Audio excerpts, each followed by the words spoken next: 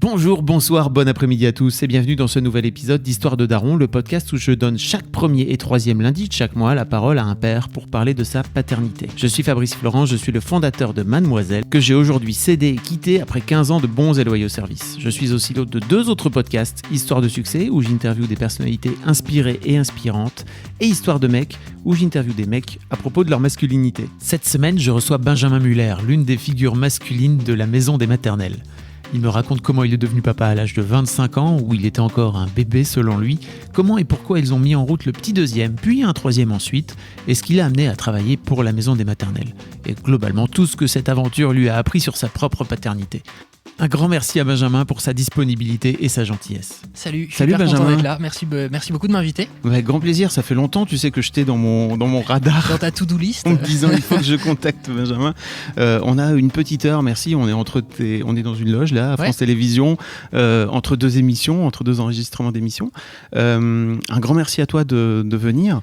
Donc tu es... en fait, moi je veux dire vraiment merci à toi. Okay. Parce que quand tu m'as proposé ça il y a quelques mois déjà, franchement j'étais trop content. Et puis après, les choses, le Covid, tout ça a fait que ça s'est pas fait. Et un jour, je me suis dit, merde, il m'a oublié, il veut plus me faire, j'ai dû dire une connerie un jour et tout. Donc quand tu m'as relancé, j'étais trop content. Donc c'est cool. Je t'avais pas oublié. Et même si tu disais des conneries, en vrai, ça m'intéresse. Ah, encore plus. Ah bah ouais, parce qu'en fait, et puis qui suis-je pour dire que tu vas dire une connerie en plus, tu vois. On est ici pour parler de ton rapport à la paternité. Pour les gens qui ne te connaissent pas ou peut-être qui regardent pas France 5, tu es l'une des figures masculines de la maison des maternelles. Ouais, ça fait. Je me fais une petite présentation rapide. Vas-y. J'ai 35 ans, j'ai 3 enfants, je suis journaliste et je suis au maternel depuis 5 ans. Et avant, c'était sur France 5. Tu sais, on est passé sur France 4 là en septembre dernier. Sur France 4, oui. Et il y a aussi La Maison des Parents maintenant, qui est la deuxième émission qui traite des ados dans la foulée à 10h. Et donc, ça fait 5 ans que je suis là-dedans. Quand je suis arrivé dans cette émission, je m'intéressais déjà beaucoup à ces sujets. Et puis, en étant tous les jours là-dedans, ça m'a ouvert à cette matière qui est extraordinaire, qui est celle de la parentalité, qui m'a fait réfléchir sur beaucoup de sujets, etc. Et maintenant, plus j'avance là-dedans, plus ça me passionne. D'accord. J'avais un peu peur, tu vois, au début de m'enfermer dans une case. Et en fait, je trouve que ça ouvre des horizons. Mais toi-même, en faisant ce podcast, je veux dire, tu parles de père, de paternité, de parentalité, mais en fait, tu parles de tout. Parce que tu parles de la vie. Oui. Les mecs que tu interviews, donc c'est une matière extraordinaire, ce sujet-là. Et alors, si je me trompe pas, t'es arrivé il y a 5 ans, c'est ça ? T'étais pas encore papa ? Si. Ou tout juste, non ? C'est ça ? J'avais une fille qui avait déjà 3 ou 4 ans. Ah, ok, d'accord. Et là maintenant, j'en ai 3, mais j'avais déjà les mains dedans. T'avais déjà... J'étais déjà... Non, mais je me disais, ça aurait pu être... Ouais, mais je pense vaut mieux quand même avoir des enfants pour déjà tout l'aspect concret. Il y a toute une part de l'émission, on parle de changement de couche, on parle de nuit galère, etc. Je pense que c'est quand même bien d'avoir une idée de quoi tu parles. Et puis c'est vrai que moi, il y a 10 000 sujets où c'est en galérant chez moi que je me dis, mais attends, ça, il faut qu'on le fasse à l'antenne. Donc ça aide quand même. Ok. L'une des premières questions que je pose à mes invités, c'est comment t'es venu, toi, l'idée de devenir papa ? Ils te répondent quoi, tes invités ? Il y a plein de réponses différentes. Moi, je pense que j'ai toujours su que je voulais être père. Ouais. Je suis une famille nombreuse. J'ai 2 frères et une sœur. Après, mes parents sont séparés, il y a eu des enfants encore de familles recomposées. Donc moi, si tu veux, mon enfance, mon adolescence, on était toujours 5-6 à table, minimum. Les week-ends, entre les copains, copines des uns des autres, les oncles, les tantes, on était toujours 15 à table, c'est toujours la fête et tout. Moi, j'adore ça. J'ai toujours adoré les familles nombreuses, tu sais, où ça débat, où ça s'engueule, où ça rigole fort, etc. Moi, je me suis toujours imaginé... père d'une famille nombreuse, et donc j'ai jamais eu un jour le déclic. Quand j'ai rencontré ma femme, on en a parlé rapidement sans se dire on fait l'enfant tout de suite, tout ça, mais on était d'accord. Donc un jour on s'est dit écoute, on essaye. On s'est dit bah ouais, allez, essayons. Et tu vois, c'était très naturel. On a eu cette chance-là, on était vraiment sur la même longueur d'onde. Puis 3 semaines après, on a eu de la chance. Donc après, c'était quand même un petit coup de chaud. Hein. Entre le moment où tu te dis on va essayer et le moment où ta femme te dit qu'elle est enceinte, t'as un petit... Quand il n'y a que 3 semaines, t'as pas trop eu le temps de te mettre de te préparer. Est-ce que tu t'étais pas forcément...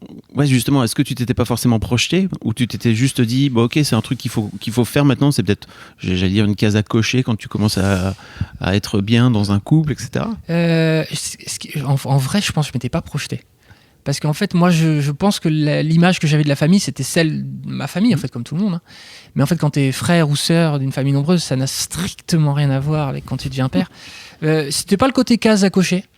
mais c'était... j'avais aussi cette volonté de devenir père assez jeune.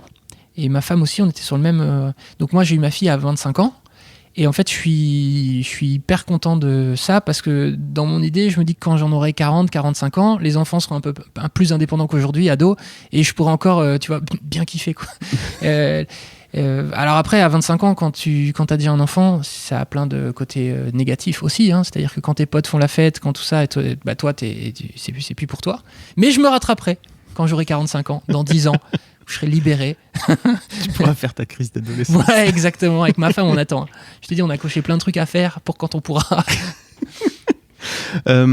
Comment se passe l'accouchement, toi, de ton côté ? Comment tu vis justement le fait que ça soit venu assez rapidement comme ça C'est dur, hein, comment tu as réussi à te... Alors, pas l'accouchement, la grossesse.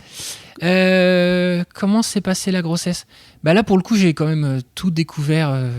J'ai découvert la vie, hein. Franchement, tu sais, les mots péridurale, épisiotomie, tout ça, je ne savais pas de quoi il s'agissait. En fait, c'est aussi là où tu te rends compte que quand on est, nous, dans l'éducation, je sais pas toi, mais dans l'éducation que moi j'ai eue, je pense notamment à l'école, l'éducation sexuelle, etc., on t'en parle jamais, en fait. T'es jamais préparé à ça. Et comme...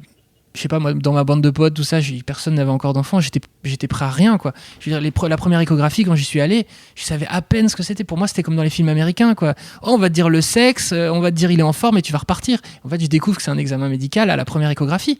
On fait écouter le cœur, on dit le cœur bat bien, tout va bien, etc. Je me dis, ah bon, pourquoi il y a un risque à ce moment-là que ça n'aille pas. Donc, moi, j'ai tout découvert sur le tas. Avec ma femme, on était encore des grands enfants, quoi.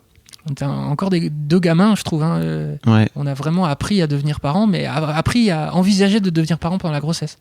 Ouais, et donc cette forme d'insouciance là, t'as réussi à la garder tout au long ? Pas du tout. Malheureusement pour moi, non. Ça, je l'ai perdu, l'insouciance, pour plusieurs raisons. Je trouve, c'est angoissant quand même d'être parent. Moi, je trouve que c'est angoissant. Je pense que je l'étais beaucoup moins avant de devenir père. Et par les temps qui courent, entre le Covid, tu vois, en étant au maternel tous les jours, on fait quand même énormément de sujets plutôt positifs, etc. Mais on parle aussi de ce qui va moins bien, voire de ce qui va vraiment moins bien.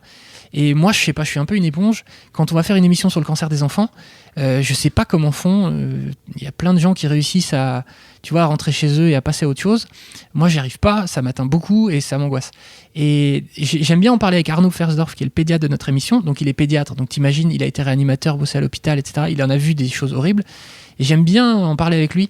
Il m'aide beaucoup pour justement faire la part des choses entre, tu vois, moi, c'est modeste, hein, ce que je vois, c'est de temps en temps dans une émission. Lui, c'est tous les jours.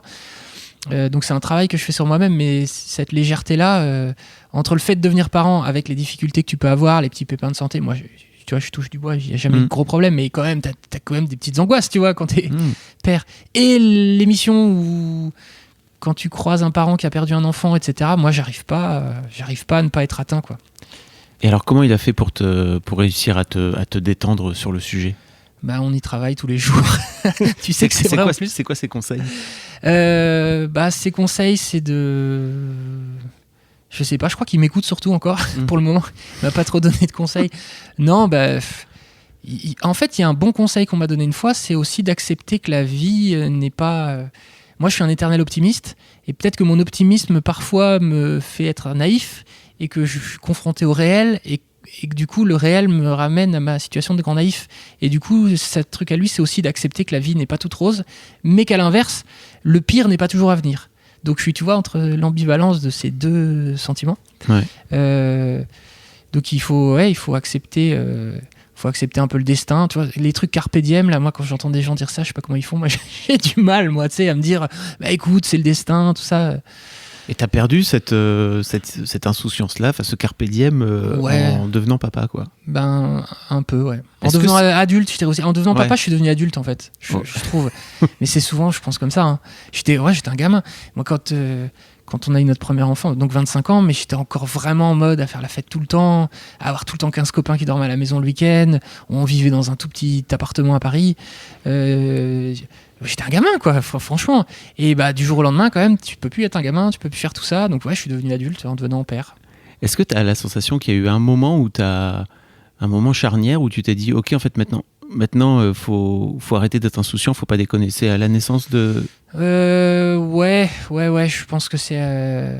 Même la grossesse, en fait, plonge quand même déjà dans ça.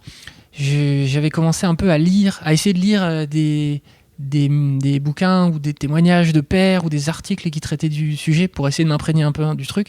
Puis surtout, j'avais peur d'un truc, c'était de m'en foutre. Parce que tu sais, t'entends tellement qu'il y a des pères qui s'en foutent, etc., que j'avais peur de le devenir, moi. Et en fait, je suis pas du tout comme ça. Là, voire au contraire, tu vois le truc. Mais je me souviens que j'avais besoin de me dire, alors attends, toi, il faut que tu sois investi, il faut que tu sois un père présent, etc. Je me suis mis la pression, en fait. Donc, c'est peut-être à ce moment-là, pour répondre à ta question, en commençant à me mettre la pression, peut-être ça me rassurait. Bizarrement. Je vois. Est-ce que c'était aussi en rapport peut-être avec ta propre éducation que tu avais reçue ? Parce qu'il y a souvent ce truc, tu sais, chez mes invités, ça finit par faire miroir, quoi. Ça fait carrément miroir. Moi, j'ai un père qui était présent, qui l'est encore, tu vois, qui nous a élevés avec mes frères et sœurs. Donc forcément ça me renvoyait à cette image-là de la paternité, comme d'un père qui est présent, même s'il travaillait et tout ça, et je veux dire, il n'était pas 24/24 avec nous. Ma mère s'est arrêtée pendant 7 ans pour s'occuper de nous, mais mon père était quand même présent, et tu vois, on pouvait parler avec lui, donc je pense que ça me renvoyait à cette image-là, mais je te dis, ça se confrontait à ce qu'on commençait beaucoup à entendre dans les médias, c'est-à-dire qu'il y a quand même trop de pères qui prennent pas leur part, etc. Donc je pense que je me mettais la pression par rapport à ça. Et pas tant par rapport à ma famille ou le modèle que j'ai eu moi, si tu veux, je voulais plutôt le reproduire, quoi. Je comprends. Tu disais tout à l'heure, l'accouchement, c'était... Comment t'as dit ? T'as utilisé le terme, c'était dur ? Ah ouais, c'est chaud. Ça c'est chaud, l'accouchement. Franchement, c'est pareil quand t'entends... pour moi, un accouchement, c'est... il y a un moment que je trouve extraordinaire, c'est juste avant l'accouchement, quand t'es seul avec ta femme et l'attente. Alors tout le monde n'a pas cette attente, etc. Mais nous on l'avait. Et je trouve que c'est un moment, tu te mets dans une bulle avec ta femme. Nous j'ai des souvenirs, on a vraiment bien discuté, bien rigolé. On faisait, j'étais allé lui acheter un peu des magazines de merde à l'hôpital où on était, où tu sais on lisait des conneries. C'est aussi le moment où tu fais des plans sur la comète, et est-ce que t'en voudras un deuxième alors que t'as pas encore accouché du premier, etc. Donc ça, super moment, s'écouter de la musique vachement, c'était cool, les sages-femmes étaient sympas, etc. Après, l'accouchement en tant que tel et tout, en tant que père, je trouve que c'est compliqué, tu sais déjà pas physiquement où te mettre. Moi j'avais l'impression d'être un boulet, une fois encore dans ma tête j'étais un gamin, donc tu sais je me disais mais qu'est-ce que je peux faire, c'est sérieux ce qui est en train de se passer. Et je me souviens qu'une sage-femme m'avait un peu, ce qui est normal, mais un peu, tu vois, dit monsieur, décalez-vous. Et dans ma tête, il avait pris monsieur, vous êtes relou, quoi. Et je savais pas trop où me placer, etc. Donc c'est pas le moment où j'étais le plus fier de ma vie, quoi. Et je me souviens que j'en avais parlé avec mon père un peu avant. Et mon père m'avait dit pareil, il m'avait dit, tu vas à l'accouchement, tu t'y attends, tu l'espères et tout. Puis au moment d'arriver, en tant que toi-même, quand tu te regardes, tu dis, mais moi, qu'est-ce que je peux faire ? Et tu te sens un peu inutile. Et avec le recul, je me dis qu'en fait, t'es pas du tout inutile. Et ça, c'est important si des futurs pères nous écoutent. Là, les gars, vous avez une part importante du boulot à prendre. Parlez-en avec votre femme, essayez de lui demander ce qu'elle attend de toi, comment tu peux lui être utile. Moi j'étais un peu un coach, quoi. Tu vois, j'étais un peu Didier Deschamps à côté. Allez, ça va bien se passer, etc. Mais je pense qu'il y a des petites... Si tu discutes avec ta femme, tu sauras si elle a besoin justement d'un coach, au contraire que tu la laisses, si tu parles ou pas avec la sage-femme, je sais pas, l'aider comme ça. Moi, je pense qu'il ne faut pas se laisser effectivement influencer par l'environnement qui, effectivement, n'est pas forcément toujours prêt pour les pères, quoi. Et puis, c'est normal parce qu'en vrai, ça fait que 50 ans en fait, que les pères ils sont acceptés les salles d'accouchement. Ça fait pas si longtemps que ça. Hein. Et à l'inverse, tu as vu là, pendant toute l'année dernière sur le Covid, le nombre de témoignages de femmes qui ont dit moi j'ai accouché sans le mec, et de mecs qui ont dit moi j'étais à côté parce qu'à cause du Covid ils pouvaient pas entrer. Et c'était terrible. Et il y avait des témoignages de pères, tu vois, nous on en a reçu au maternel, toi tu as dû en entendre aussi. Tu sais, des mecs désarmés, quoi, de pas avoir pu être là, et de femmes, pareil, perdues et tout. Et tu te dis que ça a quand même bien changé, bien avancé, et que ça, c'est plutôt une bonne chose. Alors, les pauvres pères qui n'ont pas pu être là à l'accouchement, c'est sûr que c'est terrible, mais ça montre quand même que les choses avancent positivement. Et en revanche, si on reste sur le Covid, il y a eu un truc très positif, c'est qu'il y a plein de pères qui, du coup, chômage partiel, ont été à la maison pendant 2 mois. Moi, j'ai un copain qui s'appelle Jean, je sais pas s'il écoute. Salut Jean. Salut Jean. Et lui, voilà, il a pu profiter de ça. Il a été 2 mois ou 2 mois et demi avec sa fille qui est née, ce qu'il n'aurait pas du tout pu avoir. Il aurait eu 10 jours comme tout le monde. Et ça, c'est extraordinaire. Pour lui, pour la maman, pour la petite, pour le lien entre les trois, tout ça. Donc, bon côté. Il a fait un congé paternité un peu... subi. Mais du coup, en plus, une petite bulle... comme il n'y avait pas de visite, etc., t'étais un peu... je sais pas, t'étais... parce que les visites, tu subis un peu quand même quand tu viens d'être parent. Oui. Hein ? Je pense qu'il faut réussir à... C'est un autre truc qu'il faut réussir à gérer, quoi. Quand, ouais. Bah tiens, ça peut être un des boulots du père, ça. Je pense à la maternité au début et puis dans les jours qui viennent, réussir à dire non, en fait. C'est-à-dire, non, ne venez pas, là on est dans le dur, on est fatigué. Ou alors si vous venez avec la bouffe et puis vous nous donnez un coup de main, etc. Mais... Donc là, en fait, le Covid a permis ça, c'est-à-dire, bah non, tu peux pas venir, hein. Désolé, tu sais, il y a le Covid. Et du coup, tu étais dans une petite bulle protectrice. C'était Joe, l'un des anciens chroniqueurs qui était au maternel, qui était passé et qui m'avait dit que lui, il s'était frité avec la belle famille, en fait. Donc, il faut réussir aussi à trouver les mots, à être prêt à te payer la belle famille à ce moment-là. Bah, nous, personne n'habite à Paris. Donc, si tu veux, c'était pas le genre à venir ils sont venus un petit peu passer une journée puis ils sont repartis. Moi, je pense plutôt aux copains, mais effectivement, si tes parents, tes beaux-parents sont tes voisins, bah, c'est tentant pour eux de venir tout le temps et c'est là que ça devient difficile. Et c'est là, je pense qu'il faut oser dire, écoute, il faut qu'on se repose, c'est pas contre toi, mais c'est difficile. On est bien d'accord que ton premier enfant est une fille. Ouais. Comment ça se passe la rencontre avec ta première fille, non ? Bah, je me souviens Là, tout pile, au moment où on se parle, on sort d'une émission avec Elisabeth Badinter où on a parlé instinct maternel et du coup instinct paternel, tu sais, elles sont grands trucs. Et je pense qu'elle a raison, c'est que ça n'existe pas, que t'as pas au moment où t'as ton bébé dans les bras un truc où ça y est, tu te transformes, tu deviens un homme ou une femme 2.0, voué à élever ton enfant comme un lion ou une lionne va élever son lionceau. En revanche, tu manges quand même une sacrée claque quand tu vois ton enfant. Et moi, je me souviens que j'ai vu ma fille et une sage-femme m'a dit oh, bravo monsieur, qu'est-ce qu'elle est belle. Et là, je me suis dit putain, mais elle a trop raison. Mais genre, elle a jamais vu une bébé comme ça, etc. Et je me suis dit mais si elle m'avait pas dit ça, enfin tu sais, ça m'a vachement bravo, qu'est-ce qu'elle est belle. Je me suis vachement dit en fait, j'étais hyper fier à partir du moment où elle m'a dit ça. Et surtout, elle m'a dit félicitations. Et en fait, félicitations, là, je me suis dit, ah ouais, on vient d'accomplir un truc extraordinaire. Alors que moi, une fois encore, là, je venais de rien faire, si tu veux. Mis à part dire à ma femme, allez, vas-y. C'est très cafouillis ce que je te dis. Là, non, mais tu disais, si elle t'avait pas dit ça, qu'est-ce qui se serait passé ? Bah, en fait, c'est juste le fait qu'elle me parle directement de ma fille, c'est comme si ça m'accompagnait dans un moment où tu viens quand même de prendre un uppercut dans la tête. Et donc elle m'a ramené à ça, c'est-à-dire elle est belle. Moi, c'était pas mon angoisse première n'était pas qu'elle soit belle ou pas belle, c'était même pas la question. C'était juste, c'est votre fille, je vous en parle, etc. C'était la première personne qui m'en parlait. Et donc... elle existe, quoi. Ouais, voilà, elle existe, elle est là, on est une famille, on est trois. Pour moi, elle m'a dit tout ça en me disant elle est belle. Et puis ça y est, t'es père, quoi. Puis là, toi, t'es là... Ah oui, je suis père. Et je me souviens, elle est sortie de la petite pièce, tu sais, où tu fais les premiers soins, etc. Puis là, j'étais là, salut, comment ça va, toi ? J'étais pas fier, tu vois. T'es pas fier, quoi, au début. Enfin, t'es fier d'être père, mais tu te dis quand même, putain, je vais devoir gérer, quoi. Et là, il y a un petit coup de chaud. C'est pour ça qu'un podcast comme le tien, une émission comme Les Maternelles, tout c'est hyper important pour aider les futurs parents à se mettre en tête que, ouais, on va manger quand même. Émotionnellement parlant, on va manger.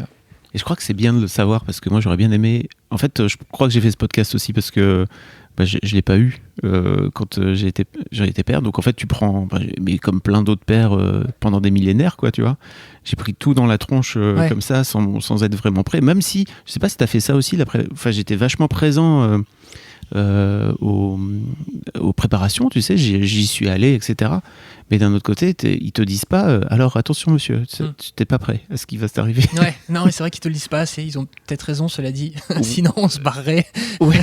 non, je plaisante, m'engueulez pas, je plaisante, on se barrerait pas. Mais je sais pas trop pourquoi. Mais toi, par exemple, dans les préparations, tu trouves qu'on te parlait à toi en tant que futur père ? Non, pas du tout. T'es l'accompagnant en fait. Hein. Ouais, c'est ça, mais c'était cool aussi de voir un petit peu comment ça allait se passer, parce que l'air de rien, même s'il te parle pas à toi, il t'explique aussi comment ça va se passer, l'environnement. Enfin, je pense qu'il y a plein de façons de se préparer aussi grâce à ça. Tu veux dire techniquement parlant, voilà ce qui va se passer, le lieu. De pouvoir te projeter un peu, quoi. Ouais, de se projeter un peu. Mais par exemple, moi, c'est vrai que ce qui me rassurait, c'était de visiter la maternité, tu sais, les trucs, alors telle pièce, tu vois, très technique, cartésien, voilà, ok, comment ça va se passer. Ça me rassurait. Et tu sais, je me mets à la place des gens qui veulent accoucher à la maison, mais moi, j'aurais jamais pu, j'aurais trop flippé. Moi, j'avais besoin de savoir qu'il y avait des médecins de partout. En plus, c'était à l'hôpital Necker, qui est quand même le top du top des hôpitaux, enfin, un des tops. Et donc, j'avais besoin de. Ça me rassurait, moi. Je me permets une petite pause dans ce podcast, parce qu'après tout c'est le mien, pour vous demander, si ce n'est pas encore fait, de vous abonner au podcast directement depuis votre appli de podcast préférée ou sur Spotify ou sur Deezer. Vous pouvez aussi vous abonner à ma newsletter, je vous envoie régulièrement mes kiffs personnels du moment, des recos séries, des recos ciné, des recos livres, mais aussi, et bien sûr, mes dernières productions. C'est le meilleur moyen de ne rater aucun épisode. Je vous mets tous les liens dans les notes de cet épisode justement. Allez, merci beaucoup et retour à l'interview. Comment ça se passe les premières semaines avec ta fille ? Dans mon souvenir... Parce que ta fille a 8 ans, c'est ça aujourd'hui ? Elle a 9 ans. Ouais. 9 ans. Elle okay. a 9 ans. Comment ça se passe ? Je dirais qu'à la fois magnifiquement bien, parce que voilà, ce que je te disais, tu te retrouves à 3. Nous, on était donc souvent que tous les 3, parce que la famille n'était pas là. Petit cocon, havre de paix, je pense qu'il faut un maximum essayer d'installer, c'est ça. Le téléphone éteint. Moi, c'est un conseil que je donne, téléphone éteint, donc le moins de visites possible au début. Et puis tu découvres tout, quoi. Donc t'as quand même un chamboulement interne où tu passes ton temps à te dire mais qu'est-ce qui se passe, où on va, est-ce que je vais gérer, est-ce que je vais être bien, ton couple, comment ça va évoluer, parce que dès le premier jour où tu rentres à la maison, tu comprends que c'est plus pareil, hein. Ça change complètement. Est-ce que je vais être un bon père, est-ce que je vais savoir lui apporter de ça. Moi, donc je dirais que c'est à la fois quand même un moment de bonheur. Je trouve on le dit peut-être plus assez que c'est comme du bonheur, parce qu'il y a tellement de chamboulements, tellement d'angoisse, tellement de tout, que c'est vrai que tout ça existe, mais j'ai un souvenir de bonheur et de troubles internes, si tu veux. Putain, est-ce que ça va aller ? Et après, je dirais, j'ai eu 3 enfants. Au deuxième enfant, j'ai aussi eu ça, c'est-à-dire le deuxième, ça vient changer complètement l'équilibre que tu as trouvé avec le premier. Et donc pareil, je me disais, mais est-ce que ça va changer tout, enfin, ça va forcément changer cet équilibre. Qu'est-ce que ça va changer ? Est-ce que je vais assurer avec le deuxième comme j'ai assuré avec la première ? Est-ce que ça va traumatiser la première ? Tu vois, des trucs. Est-ce que notre couple, on va forcément être fatigué à nouveau, etc. Est-ce que ça va nous changer ? Et en revanche, le troisième, alors ça, le troisième, je le donne en conseil à ceux qui ont 2 enfants. Faites le troisième, parce que le troisième, t'es vachement plus serein. Il faudrait commencer par, je sais plus qui avait dit un jour, il faudrait commencer par faire le troisième. T'es plus cool. Oh, ça va bien se passer. Faudrait commencer par faire le troisième. Mais c'est pas marrant. C'est pas marrant. Mais tu sais, tu te dis aussi, bon, de toute façon, au début, moi j'avais aussi l'idéal d'être parfait, père parfait. Ouais. Je pense comme beaucoup de monde. Et au troisième, en fait, c'est bon, t'as compris que t'étais pas parfait, t'as compris que t'avais tes défauts, mais tu les acceptes. Et à partir du moment où tu les acceptes, ça va déjà mieux aussi. Comment t'as fait pour accepter tes défauts ? Je me suis dit que j'avais pas le choix. Non mais tu crois pas que ton boulot aussi si, mais ça, à la maison moi, de j'ai maternelle, j'ai une chance. Tous les jours, on reçoit des invités qui réfléchissent sur ces questions, qui écrivent dessus, etc. Ah oui, il y a la télé qui il y a la télé qui s'allume. Je vais essayer de l'éteindre. Hop. Parce qu'il y a le plateau qui se met en marche. Ouais, il y a le plateau, puis imagine, ils disent des conneries sur moi et on entend. Benjamin, c'est quand même un connard. Hein. Donc je te dis, dans cette émission, on a quand même énormément de spécialistes, d'experts, d'intellectuels qui viennent, qui aident quand même vachement à relativiser nos problèmes. Tu comprends qu'en fait, autour de nous, tout le monde galère à peu près comme toi. Et puis j'essaye aussi de me fixer 2-3 objectifs, tu vois, pour essayer de progresser, comment accepter ses défauts, je sais pas. Peut-être soit une psychothérapie qui te coûte beaucoup d'argent, soit essayer de te dire que malheureusement t'as pas le choix, quoi. Voilà, Après, il y a défauts et défauts, je pense, dans la parentalité. Moi, je pense que j'ai des petits défauts. Allez, on va dire ça comme ça. Ouais. Même si l'autre fois, ma fille, elle est venue nous voir, ma femme et moi, et elle me dit Papa, maman, à quel moment vous avez eu vos névroses ? On fait quoi ? 9 ans. Et on dit, ouais, 9 ans. Et en fait, elle a lu ça dans Mortel Adèle, dans la BD Mortel Adèle, où la petite parle de ses névroses. Et on dit, mais c'est quoi une névrose ? Elle dit, les névroses, c'est ce que les parents t'ont refilé et qui t'empêche d'être heureux quand t'es adulte. Waouh ! Merci Mortel Adèle. Mais du coup, on a une petite discussion là-dessus, c'était intéressant, parce que elle a raison, elle a résumé le truc, quoi. C'est-à-dire, dans la mesure du possible, ce qui aujourd'hui, en tout cas à l'heure où on se parle, m'intéresse vachement, c'est comment faire pour leur en refiler le moins possible de nos problèmes, nos défauts, nos trucs à nos enfants. Ça, c'est un enjeu des parents d'aujourd'hui. Parce que je pense qu'on est vachement impliqués quand même, les parents d'aujourd'hui, dans l'éducation de nos enfants. On se met la pression, mais du coup, on leur met de la pression. Et donc, le petit équilibre que moi, j'essaye de trouver là-dessus. Ok. Mais c'est pas simple. Enfin, je sais pas comment toi tu gères, mais... Je fais de mon mieux. Voilà. donc tu fais mal, comme tout le monde. Bon, ça me rassure. Tu peux pas faire. De toute façon, comme tu le disais, tu peux pas être parfait, ça n'existe pas. Et je pense effectivement que l'un des trucs qu'on peut dire aux futurs papas ou aux jeunes papas, c'est faut réussir à lâcher prise. Et je pense que c'est un vrai truc. Moi, les miennes sont ados. Donc elles ont 14 et 12, bientôt 15 et 13, tu vois, c'est un autre niveau de lâcher prise, quoi, tu vois. Il y a un moment donné où il faut lâcher prise sur plein de choses. Lâcher prise et faire confiance. Ouais. Réussir à faire confiance. Ce qui est... T'y arrives ? Parce que moi, l'adolescence, je me pose vachement de questions, mais ouais. Mais c'est cool parce que notre aînée, elle est très transparente, tu vois. Elle fait une connerie, elle va le dire. Ok. Bah voilà. Ou alors, elle s'est retrouvée à une soirée de Nouvel An où il y avait de la vodka qui circulait, tu vois. Elle est venue nous le dire. Il y a de la vodka au Nouvel An. On était là, ok. Ça permet d'avoir une discussion, tu vois, plutôt que de. Mais bon, je sais pas trop comment on a fait pour. Un climat de confiance. Pour mettre ça en place, tu vois. Mais au fil de l'eau, je crois que juste quand elle faisait des conneries, elle venait nous le dire. Et en fait, elle s'en prenait pas plein la tronche. Donc, on essayait de comprendre et de peut-être se mettre dans sa peau aussi et d'essayer de comprendre pourquoi elle faisait ça. Je crois que ça a aidé, quoi, avec le temps. Ouais, un climat de confiance. L'adolescence, écoute, j'y suis pas encore, mais on verra. et la vodka, du coup, t'as sorti une bouteille, t'as dit, bon, bah, Kita, bois un verre avec papa. Bah, tu sais, on vient du Nord, hein, donc le cliché, il faut l'entretenir, quoi.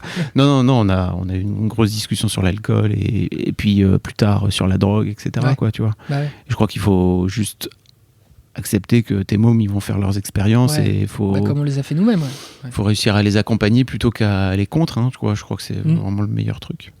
Mais en tout cas, c'est pas mon histoire de daron. T'as vu comme je retourne le truc ? Bah oui, mais c'est là que je vois que tu es aguerri au truc. L'autre truc que je voulais te demander, c'est comment ça se passe justement. Tu parlais de l'arrivée du deuxième dans la chronologie. À quel moment vous vous dites que vous allez faire un petit deuxième et que c'est un truc... Au moment où tu redors. Ouais. C'est à partir du moment où tu redors, t'oublies un peu que t'as galéré. C'est incroyable. Enfin, je sais pas, moi, ça m'a vachement fait ça. T'oublies les difficultés. La nature est bien faite aussi pour ça. T'oublies à quel point ça a pu être dur à des moments, à quel point ne pas dormir et aller bosser, j'étais au bout de ma vie à des moments, franchement, physiquement, j'étais vraiment des fois à bout. Mais en fait, à partir du moment où on a redormi, on a recommencé à avoir une vie sociale normale, une vie de couple où on faisait garder notre fille de temps en temps pour sortir à deux, ou bref, une vie à peu près normale, t'es bien, tout ça, on était bien, et donc on s'est dit, on fait un deuxième. Et là, le deuxième arrive, la grossesse, etc. Et là, pareil, tu te replonges dans ce grand bonheur d'un de plus, et ces difficultés nouvelles, etc. Là, moi, j'ai mangé physiquement parlant. Je travaillais à l'époque à Europe 1, où je bossais beaucoup. Tu vois, j'arrivais genre à 9h30 le matin, je partais jamais avant 20h. Et je bossais beaucoup. Je pense qu'il y a plein de pères qui nous écoutent, ils font ces horaires-là. Mais donc en fait, j'étais au final peu à la maison. Je rentrais chez moi, tu vois, le temps de rentrer était 21h, donc souvent les enfants étaient couchés, ma femme m'avait tout fait. J'ai un peu détesté le père que j'étais à ce moment-là. Si tu veux, pas dans le rapport avec mes enfants, mais je détestais cette situation où en fait j'étais pas présent comme je le voulais, je subissais ça. Et c'était impossible pour moi d'être moins présent au boulot parce que les difficultés d'entreprise, parce que tout ça. Et j'ai tout fait pour sortir de ça. Je me suis mis en objectif... je veux pas rester ce père qui est peu présent. Donc je me suis dit, je me fixe 1 an et à la fin de cette année, c'est fini ces horaires à la con où je pars à 8h30 ou même, tu vois, même le week-end, tu dois bosser, etc. Et ça, c'est un bon conseil aussi que je peux donner, c'est fixez-vous cet objectif, si c'est ce que vous souhaitez. Et c'est à ce moment-là que, quand je te dis que je mangeais, c'est-à-dire que il n'y avait pas une nuit sans que je sois réveillé toutes les heures. C'était tout le temps. Et t'as au boulot, j'étais une loque humaine. Puis du coup, je bossais mal. Je me souviens que du coup, je faisais des conneries au boulot. Enfin, c'était un peu la cata. T'as l'impression d'être mauvais dans tout. Du coup, à la maison, t'es fatigué, donc tu gères mal aussi. Et c'était plus dur pour votre petit deuxième que pour la première. Parce qu'il y en avait 2 fois plus de boulot, 2 enfants qui nous réveillaient. Là, c'était dur. Là, moi, j'étais dans le dur. Avec ma femme, ma femme, et puis elle bossait de nuit quand elle a repris le boulot au bout de quelques mois. Donc, t'imagines le truc, c'était très sportif. Parce que ta femme est journaliste. Elle est journaliste. Et elle faisait la matinale. Alors là, elle fait la matinale aujourd'hui d'RMC. Ouais. Mais à l'époque, elle faisait la matinale sur Europe 1. Et on bossait tous les deux là-bas. Et donc, tu sais, quand tu fais la matinale, là en ce moment, par exemple, elle se lève à 1h du matin. 1h du matin, c'est chaud. Donc quand en plus t'as un enfant qui t'empêche de dormir, en plus à cet âge-là ils sont un peu tout le temps malades, donc la crèche t'appelle un peu tout le temps pour venir les récupérer, etc. On vivait quand même en mode fatigue. Et au sein de votre couple, vous avez réussi à tenir ? Franchement oui, alors je pense que c'est notre sage-femme Anna Roy, souvent quand elle en parle, elle dit en gros quand c'est comme ça, soit le couple tu deviens une team, une équipe, tu te soutiens et ça va, soit ça se déchire. Nous, on a de la chance parce que, on a peut-être mis ça en place aussi, mais on s'est vraiment dit il faut qu'on se soutienne. Et j'ai pas de souvenir de. Tu vois, t'as des petites embrouilles dues à la fatigue, mais j'ai pas de souvenir de gros clash. On n'est pas passé là-dedans parce que je pense qu'on l'avait vachement intégré avant. Et ça aussi, c'est un bon conseil à donner. C'est dites-vous bien que ça va être dur, mais dites-vous que même si c'est très dur, il faut que vous restiez ensemble. Même si l'autre vous saoule, etc., n'ayez pas le mot déstabilisant ou autre chose. On s'était préparé et du coup, on l'a vécu un peu. Moi, j'avais un peu l'impression d'être dans une équipe sportive à deux, là, et on se soutenait, etc. Et vous l'aviez formalisé, vous l'aviez verbalisé entre vous, quoi. Et on en parlait tout le temps. Et ça, c'est le secret, de toute façon. Il n'y a pas d'autre secret que ça. Il faut parler un maximum. Donc, ça nous a aidé à tenir. Mais ouais, non, c'était dur. Et puis bon, là, après, mon deuxième a commencé à faire ses nuits, le premier aussi. On a commencé à avoir une vie sociale, à faire garder les enfants le week-end. La vie est belle, etc. On pouvait repartir en vacances l'été. Et qu'est-ce qu'on fait? Un troisième. Et là, comme je te disais, on était plus serein. En fait, dès le début, on s'était dit, bon, on va être fatigué, mais écoute, c'est magnifique. Et moi, j'avais réussi à m'organiser pour plus bosser autant, en termes de masse horaire. Et puis ça a changé tout, quoi. Ok. Est-ce que vous êtes parti pour un quatrième alors? Non, merci monsieur. Non mais prochaine question. Non mais tu parlais de familles nombreuses. Ouais, non, 3 c'est bien. Ouais. 3 c'est bien. On a un équilibre là qu'on a trouvé et j'aurais un peu peur de le péter. En plus, il y a un truc très bête, c'est qu'on habite Paris. Va loger 4 enfants. Enfin, je veux dire, sauf si t'es Crésus, quoi, ce qui n'est pas notre cas. Il faut avoir un logement. Là, on a un logement qui nous permet d'être bien, de chacun avoir son espace et tout, ce qui est déjà une chance vu les prix à Paris. Mais un quatrième, on pourrait pas. Donc, ne serait-ce que matériellement. Et même si demain je gagne au loto, non, je pense que c'est bien 3. Puis c'est bien aussi. On aime beaucoup voyager. Bon, alors ça fait 1 an qu'on est un peu niqué, mais on a pu faire des road trips tous ensemble. On est allé 1 mois aux États-Unis l'été d'avant. Donc, on a adoré, tu vois, c'était extraordinaire. On a fait le tour de la Californie avec nos enfants. On a envie de le refaire tant qu'ils sont encore petits, parce que je pense que tu leur donnes aussi le goût des autres, le goût du voyage, de l'échange, etc. Si on refait un enfant, c'est-à-dire qu'on décale de 2 ans le prochain voyage, tout ça. Je suis pas sûr. Et puis accessoirement, ma femme, tu vois, il faudrait qu'elle soit d'accord. Et là, je pense que c'est bon là. Non, j'imagine que j'étais pas en train de dire c'était juste à volonté. Quoi, non. Après, de temps en temps, tu sais, il y a des petits moments un peu de... Tu sais, il y a des moments de grâce avec tes enfants, où d'un coup tout va bien, tout le monde est sage, tu les vois, il y en a un qui est en train de lire, l'autre qui est en train de dessiner, le troisième qui est en train de jouer tranquillement, toi t'es serein et tout, tu te dis putain, un petit quatrième ça passerait bien. Puis généralement 2 secondes après, les enfants se foutent sur la gueule et tu dis non c'est bon, surtout pas, on s'arrête là. Comment le Benjamin de 25 ans, il regarderait aujourd'hui celui que t'es devenu 10 ans plus tard? Il se dirait que j'ai un peu pris du poids. Ça va, t'es fit quoi. Ouais non, pas fit, mais j'ai un peu pris du poids par rapport à 25 ans. Que je fais pas assez de sport. Non, je pense que j'aurais plutôt un regard bienveillant. Moi, je suis quelqu'un de très patient, peut-être même des fois trop patient, mais j'ai une patience quand même. J'essaye d'être assez détendu, et ça a pas trop changé. Donc, ce qui est quand même un peu l'enjeu quand tu deviens parent, c'est de pas péter des câbles, etc. Et donc là-dessus, je pense que je serais plutôt bienveillant sur ça. Je pense aussi qu'à 25 ans, le regard des autres m'apportait beaucoup. Et devenir parent m'a aussi fait complètement changer là-dessus. Tu sais, quand t'as 25 ans, je veux dire, t'as tout le temps peur d'être jugé. Et là, j'en ai strictement plus rien à foutre. Et depuis que j'ai ça, putain, ça va beaucoup mieux, quoi. Et donc là-dessus, ça a avancé. Je pense d'avoir des enfants aussi qui m'a fait me concentrer sur ça et m'aider à avancer. Là où peut-être je serais sévère avec moi-même par rapport à mes 25 ans, qu'est-ce que je pourrais dire? À 25 ans, enfin, ces années-là, ma vie, c'était un peu les fêtes, les copains, tu vois, être un peu l'organisateur, quoi. On m'appelait d'ailleurs un peu l'organisateur. J'adorais, tu vois, appeler à 18h et dire, allez, on se met un défi ce soir, on invite 15 personnes, on fait une énorme teuf. Ça, c'est fini. J'adorais ça. Je sais pas si je le reprendrais, ce goût-là, donc peut-être, je me dirais, c'est dommage que t'aies perdu ça. Okay. Parce que, chez moi, c'était un peu la fête tout le temps. C'était pas mal. On buvait pas de vodka, en revanche. Non, j'ai jamais aimé ça, mais c'est plus de la tequila avec du citron. Bien. C'est bien aussi. Hein. C'est vachement bien. Qu'est-ce que tu as la sensation que ce boulot à la maison des maternelles t'a apporté à toi en tant que père? C'est quoi je sais pas si tu avais 2 ou 3 leçons que tu as retenues grâce à ce taf? Ça a structuré ma réflexion sur l'égalité homme-femme et ces questions-là, en fait, vachement. C'est-à-dire que moi, comme je te le disais, j'ai été élevé dans une famille où sans aucune forme de violence, aussi bien envers les enfants qu'aux violences conjugales, avec un souci, en tout cas dans les mots, d'égalité. Moi, quand j'étais à l'école aussi, je sais pas, j'ai baigné là-dedans, mais j'avais jamais vraiment intellectualisé le truc. Et depuis que je suis dans cette émission, je m'y suis vachement intéressé de plus en plus, et ça m'intéresse beaucoup. Donc ça m'a structuré là-dessus.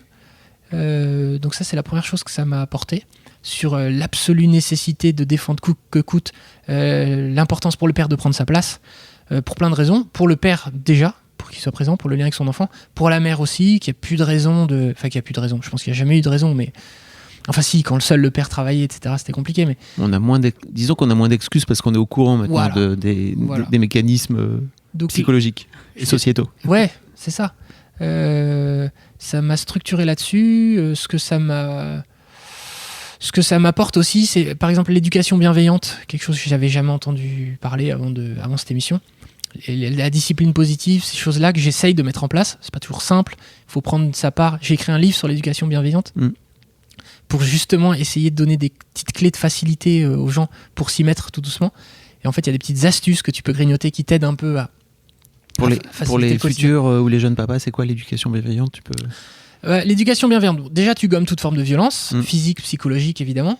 Essayez de pas avoir des mots qui vont déterminer dans des cases tes enfants. C'est-à-dire, je sais pas, tu dis pas à un enfant « Oh, t'es timide » ou « Oh, t'es chiant ». Bref, de temps en temps, je le dis quand même. Mais dans l'idéal, t'essaies de pas les mettre dans des cases. T'essaies de considérer que ton enfant, c'est une personne à part entière comme un adulte, qu'il a le droit à la parole, il a le droit de donner son avis. Évidemment, c'est pas lui qui tranche, c'est là la nuance qui est importante. C'est pas l'enfant qui fait sa loi. En revanche, il faut l'écouter. Il est pas d'accord avec toi. Ok, vas-y, explique-moi pourquoi t'es pas d'accord. Ça, c'est l'éducation bienveillante. Qui a mixé un peu avec la discipline positive. Ça aussi, j'essaye de pas me faire bouffer par mes enfants, comme je pense beaucoup de gens qui sont sensibles à ces questions. Ce qui est pas toujours simple quand tu donnes la parole à tes enfants sur tous les sujets, quand ils ont la possibilité de donner leur point de vue. De temps en temps, le risque, c'est que tu écoutes trop leur point de vue, que tu dises et que ça te fasse un peu vriller toi-même, et que du coup, tu imposes plus ce qui semble pour toi être bon. Donc, ce petit mix entre les deux qui est important de garder. Qu'est-ce que je peux te dire d'autre sur l'éducation bienveillante? Voilà, c'est déjà pas mal. C'est déjà bienveillant. Je mettrai un lien vers ton bouquin, si tu veux, si les gens veulent en savoir plus, quoi. Ce qui est important aussi, c'est au-delà du cliché. C'est-à-dire que l'éducation bienveillante, pour moi, l'éducation bienveillante, c'était vraiment l'enfant roi qui fait tout à la maison, qui décide ce qu'il bouffe, à quelle heure, qui mange dans son lit en regardant un dessin animé. Non, ça n'a rien à voir avec ça. Il faut aller un tout petit peu loin que le cliché pour s'y intéresser. Et je pense surtout que ça, en théorie, ça permet de déminer des situations compliquées, de tension à la maison. C'est en ça que ça aide. Moi, je pense que c'est une clé pour aider les parents et les familles pour que ça se passe le mieux possible. Il y a plusieurs objectifs quand t'es parent. Ça aussi, c'est dans les maternelles que j'ai appris ça. Il faut aider les enfants à aller vers l'autonomie, si possible, leur donner confiance en eux. Ça, c'est vraiment un travail. Avec ma femme, on est raccord là-dessus. On essaye vachement de donner confiance en nos enfants, leur faire comprendre que dans la vie, ils vont pouvoir tout faire. On va rien leur donner, mais ils peuvent tout faire. Donc voilà, c'est des choses bêtes que je dis, mais quand tu l'intègres... C'est pas des trucs forcément qu'on a reçus, nous, dans notre éducation. Non, tu vois, de façon très naturelle, quoi. Tu vois, dans nos générations, j'ai l'impression. Et puis aussi, peut-être que dans votre vie, vous allez entendre que ça, c'est pas pour toi, que ça, c'est pas pour toi. Essayez de leur donner une confiance en eux suffisante pour qu'ils se disent, ok, lui, il pense que c'est pas pour moi, je vais lui prouver que c'est faux. Tu vois, quand j'ai fait de la radio, il y avait un patron de l'époque, une radio où je travaillais, qui m'avait dit, avec la voix de merde que t'as, je le cite, avec la voix de merde que t'as, tu pourras jamais faire d'antenne. Sympa. Putain, derrière c'est chaud, tu vois, sachant que mon objectif était de faire de la radio. J'ai pas une voix, j'ai pas une voix grave, portée. Pas une voix radiophonique. Non, voilà, j'ai pas une voix radiophonique. Mais sans doute parce que j'avais justement cette quand même petite confiance en moi, je me suis dit, ok mon gars, tu vas voir. Et je sais plus, 3 mois après, j'étais à l'antenne, je faisais une chronique qui était j'étais pas très bon et tout, mais après, comme tout le monde, tu progresses. Mais j'ai eu ces ressources nécessaires. Si ça se trouve, c'est ce qu'il allait chercher chez moi en me disant ça, j'en sais rien. Il voulait peut-être te piquer. Mais bon, je pense pas. Avec le recul, c'était pas un bon gars. mais il s'est fait licencier. Ok. Donc tu vois. Comme quoi le karma. Le karma, c'est le destin dont on parlait tout à l'heure. Donc essayez de donner ça à mes enfants. C'est-à-dire que si plus tard on leur dit, mais attends, tu veux devenir, je sais pas quoi, tu veux devenir médecin, mais médecine c'est hyper dur, tu n'y arriveras jamais. Mais tu vas voir si j'y arriverai jamais. Enfin, je te donne l'exemple de médecin, mais c'est valable pour tout, n'importe quoi. Dans les arts aussi. Garde forestier. Mais fonce. Enfin, je veux dire, si c'est ce qui te fait plaisir. C'est ça aussi, ça c'est un des trucs. Moi j'essaie absolument d'aider mes enfants à savoir ce qu'ils aiment dans la vie. Ils sont encore petits, mais je les saoule déjà avec ça. parce que pour moi, l'orientation pour plus tard, c'est le plus important. Moi, à partir du moment où j'ai su que je voulais être journaliste, j'ai toujours été un peu un branleur en cours. À partir du moment où j'ai su que je voulais être journaliste, je suis devenu une machine de boulot, quoi. Je bossais énormément, etc., parce que j'ai trouvé ma voie. Et donc, c'est hyper important. Donc, aider les enfants à trouver leur voie, c'est les ouvrir à des mondes différents. Est-ce que vous avez regardé Soul, le dernier Pixar en famille ? Ah, absolument. Ouais. Ça parle de ça, justement, je trouve, de cette fameuse vocation, quoi, tu vois. Et je l'ai trouvé extraordinaire. Tu sais, qu'en le voyant, le dessin animé, j'étais un peu déçu au début. Je m'attendais à un truc plus gai, plus joyeux, tu vois, plus genre Toy Story. Et c'est souvent un bon film, en fait, c'est le lendemain quand il repense, tu dis c'est extraordinaire. Et donc ouais, t'as raison, il montre bien ça, c'est-à-dire il veut faire de la musique, c'est compliqué, et puis... Ça parle de vocation. Ouais, de vocation, c'est beau. Il y a autre chose aussi, c'est qu'aujourd'hui ta femme fait la matinale, ouais. Donc j'imagine que de fait, toi tu bosses en journée, ouais. Elle bosse j'imagine plutôt la nuit, le matin, ouais. Ça vous crée en fait une répartition obligatoire du temps avec vos enfants, quoi. Tout à fait. Donc effectivement elle part à 1h du matin, donc le matin je gère, ce qui... Oh là, tu vois, donc ce matin c'est la première fois que ça m'arrive, donc on est en direct à 9h le matin, donc moi en théorie je dépose mes enfants à 7h45 là où je dois les déposer, ouais. Et après j'arrive ici il est 8h, enfin 8h ouais, le temps d'être maquillé, de faire des répétitions et tout, et puis à 9h moins 20 à peu près je suis détendu, je peux boire un petit café, c'est cool. Et là ce matin je sais pas ce qui s'est passé, mon réveil il a sonné à 6h et je l'ai éteint, et je me suis levé à 8h moins 10, et donc là direct à 9h, et là l'enjeu c'est de réveiller les trois, leur mettre le petit coup de pression nécessaire, faire en sorte qu'ils mangent quand même un truc, faire en sorte qu'ils partent à l'école à peu près propres, avec les dents lavées, la bouche tu vois, le sac fait, le masque dans le sac et tout, plus moi accessoirement quand même prendre une petite douche et machin, et je suis arrivé ici la gueule enfarinée à 9h moins 20, en plus il y avait Elisabeth Badinter qui était là, donc c'était un peu c'est que tu vois quand même une émission où il faut être un peu réveillé, tu vois. Ouais. Bref, ça s'est bien passé. Pourquoi je te raconte ça ? Parce que non, ça demande un sens de l'organisation assez précis. Surtout ma femme, c'est une sportive de haut niveau. Si tu veux, pour se lever à 1h du matin, ça demande une rigueur, mais c'est démesuré. Je pense que tout le monde ne peut pas faire ça. Moi, je pourrais jamais. 1h du matin, je sais pas si t'imagines. Oui, si. C'est une boucherie, 1h du matin. Elle se couche à quelle heure ? Elle se couche vers 22h. Ouais, j'imagine que c'est dur de se coucher avant, de toute façon. Pour que tu vois qu'on ait quand même un petit moment à deux, une fois qu'elle a couché, qu'on a couché les enfants. J'allais dire qu'elle a couché les enfants, mais voilà. On a ce petit moment à deux. Ensuite, elle va rentrer vers 10h du mat à peu près. Le temps de redescendre un peu, parce que quand t'as fait de l'antenne, tout ça, t'es un peu excité. Redescendre un peu, elle va dormir, et puis elle va se réveiller dans l'après-midi, et puis après on récupère les enfants. Généralement, on les récupère à deux. Moi, je suis là aussi. Et ce qui est important, parce que le 17h, 19h, ce qui est quand même le moment tendu quoi, à la maison, entre les devoirs à faire, ce qui est un enfer. Franchement, les devoirs, c'est chaud. Ça, on n'est pas prêt. On n'est pas prêt à l'accouchement, on n'est pas prêt aux devoirs. C'est pas pour nous. Bref, le bain, faire la bouffe, tout ça, donc ça demande... on n'est pas trop de deux, quoi. On a de la chance d'être deux dans ces moments-là. Donc, paradoxalement, ces horaires barbares font qu'elle peut être là, et moi, mes horaires font que j'ai aussi la chance de pouvoir être là tôt. Donc, on s'organise comme ça. Mais oui, il faut un partage... total. Enfin, moi, de toute façon, je n'envisagerais pas du tout ma paternité sans m'occuper de mes enfants. Je pourrais pas, tu vois, moi, je pourrais pas. T'as passé le cap de te dire, ok, dans quelques années, je retournerai travailler comme tu faisais quand tu disais que tu étais à Europe 1, que tu faisais des journées folles, quoi. C'est fini. Et non, ça, je ne plus jamais. Mais en revanche, je travaille quand même beaucoup, mais je travaille différemment, enfin un peu comme nous tous. Souvent le soir, quand justement ma femme se recouche vers 22h, là je vais rebosser généralement jusqu'à minuit. Ce qui est un peu chiant, mais en fait c'est un petit rythme à choper, puis une fois que tu l'as chopé, ça va. Je préfère ça et être présent de 17 à 19 à la maison, tu vois. Après, il y a des gens qui vont écouter, qui vont se dire putain, mais quelle vie de merde, bosser à 22h. J'ai trouvé mon équilibre et je pense que c'est important. Chacun doit trouver un peu son équilibre qui fait que ça fonctionne à peu près, que tu arrives à peu près à gérer au boulot, à peu près à gérer les enfants et pas rater le réveil, quoi. Ouais, j'imagine que tu te dis pas que tu vas bosser à 22h et que t'as pas vraiment envie d'y aller, quoi. Non, ouais. Puis la chance de faire un boulot sympa, c'est ça le nerf de la guerre, c'est que comme mon boulot me plaît, c'est toujours ça m'intéresse, quoi. Donc c'est plutôt agréable. Autre projet que tu as lancé, c'est que tu as lancé un podcast d'histoire pour les enfants. En fait, il y a 2 ans et quelques. Donc, ma femme Céline, elle a une super belle voix. Ouais. C'est un peu l'inverse de moi qui a une voix pourrave. Elle a une très belle voix. Et elle racontait depuis toujours des histoires à nos enfants. Et en lisant des histoires, comme au maternel, on reçoit plein de livres. Moi, souvent, j'en ramène. Et donc, on découvre plein d'histoires. On a une chance terrible. Un jour, on s'est dit, tiens, ça te dit, t'en enregistres une. Et comme ça, on peut mettre sur play de temps en temps quand tu vois, on veut boire l'apéro et on fait écouter. La base, c'est ça, pour pouvoir boire l'apéro tous les deux. Si on parle plus longtemps, tu verras que l'apéro a une place importante dans la réussite de ma parentalité. Je plaisante. Soyez alcoolique. Je plaisante, mais ça aide. Ouais. Donc elle a enregistré. En fait, mon beau-frère qui s'appelle Alexandre Ferreira est réalisateur audio. Il a bossé à RTL longtemps, à Eurosport sur différents podcasts et tout. Et en fait, on en a parlé tous les trois. Il s'est pris au jeu. Il a dit envoyez-moi les fichiers. Moi, je mets un peu de musique, un peu de petit bruitage. À la base, c'est comme ça que ça se passe. Et il nous renvoie un truc top avec de la musique. Le truc, ça déchire. Et on se dit trop bien. On le fait écouter à nos enfants. Ils adorent. Puis du coup, on l'envoie à 2-3 copains qui nous disent putain, mais c'est bien votre truc. Vous devriez le mettre en ligne. Et la base, ça part comme ça. Et donc, on le met en ligne. Et au bout d'une semaine, tu vois, ça fait genre, je sais plus, pas loin de 10 000 écoutes. Ouais. Et donc, tu connais bien le monde du podcast. Ouais, quand tu lances un truc qui fait 10 000 écoutes, on se dit, pas mal. Donc, on fait d'autres histoires. Moi, je négocie les droits avec des maisons d'édition qui acceptent.